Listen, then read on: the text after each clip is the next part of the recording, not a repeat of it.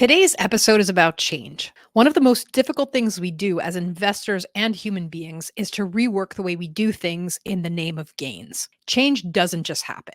Once we realize this, it becomes a question of catalyzing progress by forcing ourselves. How can we do this? Listen on. I always say nobody wakes up in the morning and says to themselves, today is the day I'm going to change. Change is super difficult, even if we're stuck in situations that are really not awesome. And when people come to real estate investing, very often it's with a desire to change their financial situation and effect some transformation in their life. But sometimes getting out of the place where you're stuck can be just so difficult. And before we jump into the meat of the subject of how you can force yourself to change, I just want to tell you guys two stories, two things that happened to me recently, which really brought this home for me. And not long ago, I was sharing an evening with, a friend of ours, a family friend, and this person opened up about how oppressive and how disheartening it was to be an employee in a job where, he didn't feel like he was being appreciated. And some of the job was quite routine. His colleagues weren't, treating him, his boss wasn't treating him in the way that he wanted to be treated. And the whole story around this was really very confining. And so after that, it became a question of, I've been an employee for 17 years and, he didn't articulate, I don't see my way out of this. But from the way he told the story, it was like, I'm a slave and all I do is I earn money so that the next morning I can drive to work and put gas in my car. And then the money buys the clothes that I have to wear to work. And so it's all this horrible cycle in which I'm trapped. And, I felt my heart just went out to this person, and it goes out to anybody who's experiencing that kind of, feeling of being trapped and that oppressive thing that they're, stuck in some sort of a financial treadmill or a job treadmill that's preventing them from enjoying life the way that they are capable of enjoying it. And then that brings me to this aspect of change. And I didn't start evangelizing in this particular instance, but it certainly got me thinking about what are some of the ways that we can force ourselves to change, specifically around how we generate income and what our relationship is to work. Again, before we get into that subject more deeply, I want to tell you another story. And again, this was, a friend of mine who I actually ran into on the street coming out of the doctor's office. And now I know my friend is not ill, but it just so happened that he was coming out of the doctor's office to get a doctor's note to explain to his work why he wasn't going to come to work. And so I was, ran into him on the street and was like, wink, wink, nudge, nudge, what's this about? I know you're not really sick. And he responded something a bit flippant. But in that flippant interaction is this whole underwater iceberg of people and maybe you're this person who has such negative feelings towards work that you just need a break. And then maybe going and getting that doctor's note is just the escape card that you can play to be like, oh, I just need to stop doing this for 2 weeks, get the boss off my back, or not be in that situation. But that strategy, the story that goes around that strategy, is not ultimately any kind of long-term liberation. It's not a long-term escape plan. It's a short-term, I just need to release some pressure.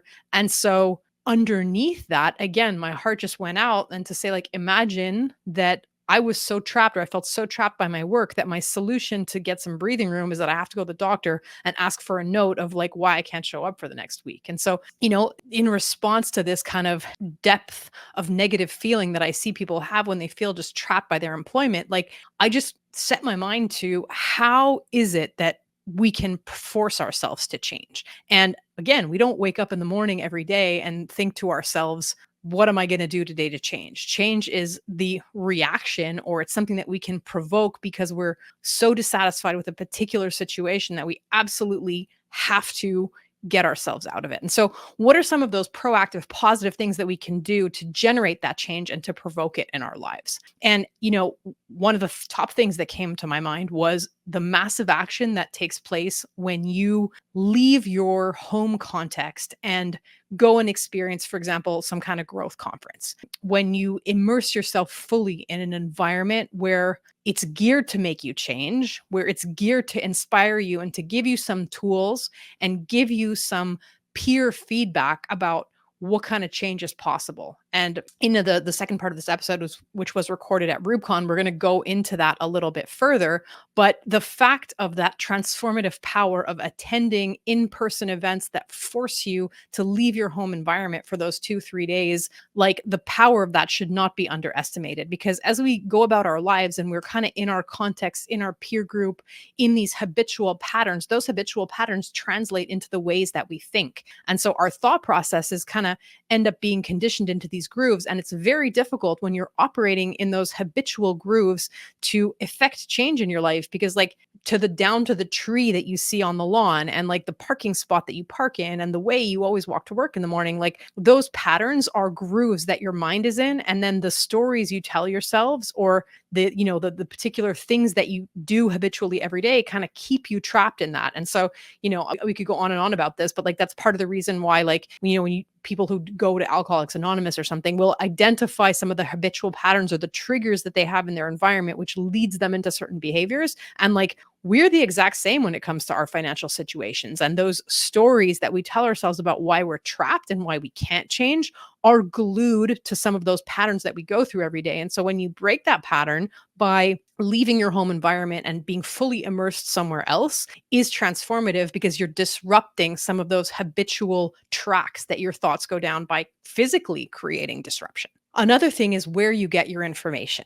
And, when we're anchored in our local communities or in the environment that we're always in, we're constantly bombarded by the same sources of information. And, I'm always struck when I travel to another country. So like I live in Montreal, Canada. And when I travel even to the next province, like when I go to Toronto, or when I go travel to the US, or when I travel to Europe, the things that you hear people saying, the media, the news media that you're watching, the whole dialogue around you is just completely different.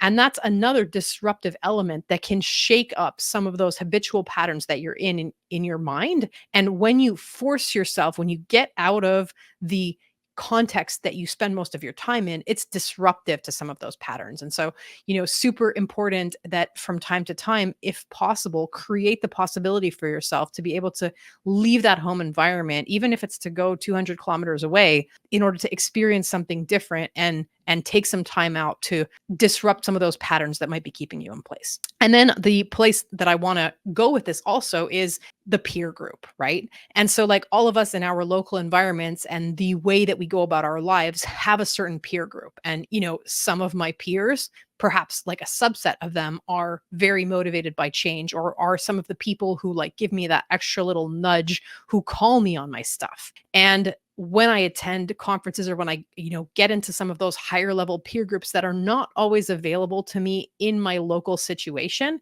it just forces me to reflect on what I'm doing and reflect on some of those habitual patterns that I'm in a way that I would not do if I remained in my friend circle or in my peer group that I am as I go about my daily life, right? Like there's an aspect to which what surrounds you every day is keeping you at the level at which you are. And, before we get into the rest of the interview, like I just, wished that person who I was having that conversation with, who felt just so trapped by his environment and by his job, I was like, man, I wish like you would come and hang out with me and some of my friends. And I'm telling you, if you hang out with us for a month, you're not going to be able to maintain those stories in place anymore about how trapped you are and how, powerless you are to affect change in your life, because we won't let you. Like every single conversation is going to be kind of an argument, or going to be someone calling you on that, because if you're in that peer group of people who affects change, or who has perhaps already affected some of those changes you're trying to implement, they're just not going to let you get away with whatever story it is that you're telling yourself of why it's impossible or why you're trapped. So without further ado, let's tune into a conversation on this topic that I had with a colleague of mine, Axel Mont-Saint-Jean, live at REWBCON. Axel, what I really want to know is, how is this experience for you at REWBCON? I was so excited when you agreed that you were going to come down here, because it's like my worlds are colliding. Yeah. I have this American world with my American little real estate friends, and then I have my Canadian world with my Canadian little real estate friends, and now they get to come together. So how is the experience for you so far? So far so good. We arrived yesterday. This is the first full day. It's been really good, and this is already what I was coming for to get, is that when you get out of your comfort zone in your normal setting, in your normal group, you start to think differently. And I also, so obviously we're here together, I also have another friend who joined us, and I'm extremely thrilled that he's here because he's also a part of my real estate investing life. And I was actually just sharing because what you said to me, I kind of said to him as well, of like, oh, it's really fun for the two of you to be here because for me, you're both part of different parts, and so for all of it to come together. So upon leaving, my adorable wife Rosalie said, oh my god, I'm bracing myself because I know that when you're going to come back, you're going to be so motivated, so energetic, and I tend to try to rock everything when it's like that. So she's right, I am extremely motivated and great things are coming. And so, like, I mean, I think that's a shout out, a warning. If you do attend a conference, or the fact of coming to these conferences and then like the person that you are when you come home, like sometimes I do apprehend being in my family's shoes when I come back from something like this, because it's like, I had this crazy experience. Oh my god, oh, we should do this and we should do that, and what about this, and you want to share everything, which I think is a very normal and good thing, is just to remember that those who weren't there, and we also have to give it a bit of time to let it sink in and let it come back. And I like the decants. You know, when you mix everything in a bowl and you let it sit for a while, the heavy stuff falls at the bottom. And sometimes you kind of need to do that, I find, in other aspects in life, because not everyone was there at the event with you. And it's sometimes intimidating when others come back with that kind of energy and when you weren't included. Yeah. Oh, Excel. Are you sad because you didn't get to come to the last conference with me? No. I'm happy I'm here now. That's what matters. And you and I have talked about this before. Like the importance of going to events like this cannot be understated. And there is something though that I want to mention, is that for everybody who's listening, like you may be in the US, you may be in Canada, you may be somewhere else in the world. And when I travel, I do really see the difference between the Canadian mindsets and let alone the Quebec mindset, the Canadian one overall, and I'll say the Canadian Anglophone because it obviously sounds obvious, but you know what I mean by that. And then coming to the US. And yeah, it's true. Like in the US, they're just a couple years more advanced than we are for some stuff. And I understand, like, I had a gentleman on my podcast, Olivier Lepage, to name him, and who was saying he's one of the top wholesalers in Montreal. And he said, like, I get all of my coaching and all of my events in the US because they're just further ahead. And if you want to be ahead of the curve and on top of the wave, you have to go start over there. And testament to him, because it's true. Yeah. But I think it's also, important to delineate that in terms of like where you get what different kinds of information. And, when I say like I have my, my little American real estate buddies here, and like if I was trying to like figure out how I need to do gymnastics so that I can close on a particular project in Montreal, or how I can finance that project, those answers are in Montreal, and they're with people who operate in my local ecosystem and who understand like the strategies and the tactics that work in that particular environment. However, my peer group, in terms of who's setting the bar for business practices and who's helping me think about, did you consider automating this? Did you consider using this particular AI or this kind of tool or this way of thinking? That peer group for me is not local to my market, because I find that that's limiting. Yeah. And so the fact of, understanding those two different levels, and it doesn't matter, if you're in Canada or if you're in the US, like that applies everywhere. Like maybe you live in small town Iowa, or like maybe you live somewhere else where, the gene pool just is a little bit shallow. And in that case, you are going to need to think about how to build a peer group that is outside of your home environment, because eventually you're going to outgrow the small fishbowl that you operate in. Yeah. Yeah. And as you were saying that, it made me think of a slightly complementary angle to this, is that, and you and I talked about it a little bit earlier today, is also like, depending on what kind of swimming pool you swim in, different things happen to you. And I think we've both come to a point, like we may be different, investing in different asset classes, in slightly different locations and so on. But one thing that we do have in common is that I think I don't want to say we've outgrown our group, because we haven't, but it's just that now we take a different perspective and different view on it, in the sense that, and I'm going to be blunt about it, I'm getting sick and tired, and so I don't look at it anymore, of the projected success on social media that does not represent the true real estate investing reality. And I'm sure we'll get more time to talk about it at a different moment. And that's what I like about this REWBCON event, and props honestly to Dustin, because so far he's really made it clear that people want to reach success. A lot of them want to reach financial independence, and that has a different shape, form, and view for every individual. And it's too easy to think, no, that just means that you got to make $10K a month passively for everyone. that's not true. That's not what it means. And to be true to yourself, you have to respect what that means for you and for you only. Yeah, no, definitely. Like we had a whole, off camera discussion about this at lunch, and that's a podcast episode in itself. In terms of just, how many of our metrics are defined by other people's social media feeds. And like that's like, 1 or 2 episodes by itself, but like definitely, props to Dustin. And that was one of the reasons why I wanted you to come down to enjoy this conference with me, because, depending on the environment that you're in back in our local market, like the people who organize events like this do not have that attitude. And I think a lot of the speakers on the stage end up, what was it called? He said the vanity feeding, I was going to say boasting, but that's not. No, but like who are basically up on stage trying to, feed their own ego and make themselves look good, as opposed to really being out there for every single person who's in the room and realizing that, financial independence or financial freedom is going to look different for every single person. And if it doesn't, that's what you should be worried about. Like if you are, using your Instagram feed as a way of defining what your idea of financial freedom looks like, you're doing it wrong, because you need to go into your own mind and go into your own dreams, your own desires, and figure out like, what does that really mean for me? Yeah. And then also kind of, reverse engineer in terms of financial independence can be reached, yes, by having a certain amount of passive income and cash flow coming in, but it can also be reached by lowering that bar on your personal expenditures. And, like I was joking off camera before that, like for me, happiness is chickens and puppies, right? Yeah. And I started laughing, but I know it's true for her. Yeah. Not private jets and, whatever kind of bling bling maybe other people, vibrate on or want to kind of show off. But like for me, that's what I did with my financial freedom, right? And so like being able to define that as my endpoint just means that I can be content with a lower level of cash flow and a lower level of income than maybe somebody else who wants to have a more bling bling lifestyle. And like, that's fine for me. It means that I get to not have so much pressure and so much stress on my investing life because, puppies and chickens are only so expensive. Yeah, exactly. They're definitely cheaper than jets, less operating cost, and they produce eggs that you can eat. And joke aside, Terry came to the office one day with like 6 fresh eggs. And she's like, oh yeah, they're for my chickens. And I was floored and I ate them. So and I do live in a major urban center in Canada. It's not normal in cities in Canada to have chickens in your backyard. No. So don't tell the city inspector that, but no, but you're not normal at anything anyways, Terry. So thanks.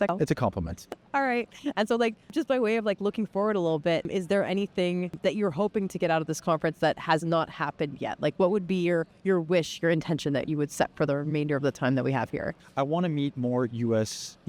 investors. And that, I've spoken to a few of them, but I'm looking forward for even tonight's big networking event to take that moment to do so. One of the other things that I wanted to talk about as we're sitting at REWBCON, which is a great place for community, to meet other investors, is just that aspect of peer group. And we started our mastermind program just in the beginning of 2024, and we've got, a couple of groups running so far.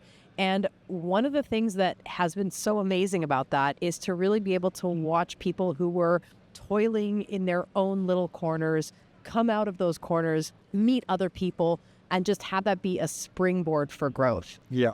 We've certainly seen some of these people start to bloom and start to, and it's funny because both you and I have experienced the same thing where we've met people that say, but I've kind of been doing this on my own and I want to meet some other like-minded individuals. And luckily, you and I, this is how we got closer and closer over time because we started to hang out more and then I started to squat your office. Thanks again for that. So we've both learned in that way. Yeah. And, I want to share a story of actually like one of our students who came through the program who at one of our networking events, he put up his hand and asked a question that I think so many people when they're starting out ask. And it's like, okay, I was at, my family dinner last Sunday night and I, made the mistake of announcing to my family that like, oh, I have this, deal that I'm about to close on. It was his first deal. He was starting out as an investor. He'd come to a couple of networking events and he's like, so I exposed this deal to my family and was like, I think this is a really good idea. And then the bath of cold water rained down upon him of what folly it was, because at one time Uncle Bob tried to dabble in real estate and things went sideways real fast. And so the antidote to that is to really surround yourself with people, to intentionally create that peer group for yourself. And like, it's different from a network. And I think it's really important to kind of delineate that, because network of professionals that you work with are people who you pay for their advice. It's different. it's different. You Yeah. need both. And so like building that network of professionals is super important, but it does not replace that peer group of people who have your best interest at heart, are involved in the same industry as you, but who are not taking payment for their advice. And so, you will be able to learn from their mistakes and hear their advice. And yeah, I mean, I think like our masterminds are a really great way of intentionally going about forcing yourself to develop that peer group. Yeah. And in terms of peer group, I had a call last week with two individuals that are interested in coaching, and they've been growing a flipping business. They want to invest more in the multifamily and so on. And they're like, but how did you do it? Like, how were you able to grow like that? And I just said, well, I actually created a community because I couldn't find one that was suitable for me.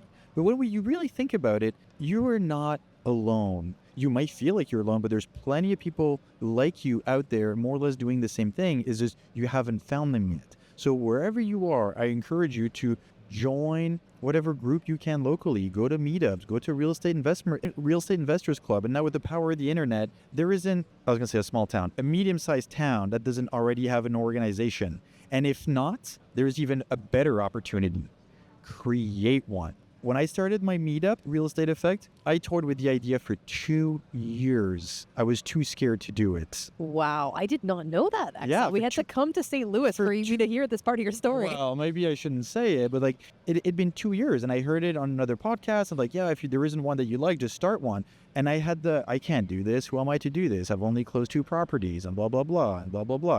I justified to myself why I couldn't do it. And finally I did, and it started to work, and it actually really filled my bucket to meet these people and to realize that there's some that are further along, there are some that are before. Like we talked a little bit earlier today about the spiral and where you are in the cycle, and create one. And even if there's like 3 people that show up at your event, they may become your 3 partners and your 3 friends. Who knows? And worst comes to worst, you'll never see them again. Big deal. And they'll probably be better advice than Uncle Bob. Exactly. Yeah. And so I also, like one of the things that I really like about our mastermind community is the fact that those groups are, 10, 12 people. We cap it at 12. And the really cool thing is that now the group is beginning to live by itself. Yeah. Like as we were sitting, in some of the presentations this morning, like all of a sudden we have a WhatsApp group, and like all of a sudden the people in the group are messaging each other and being like, hey, do you guys want to hang out more than our 2 monthly calls that we do and our like one monthly dinner? And so now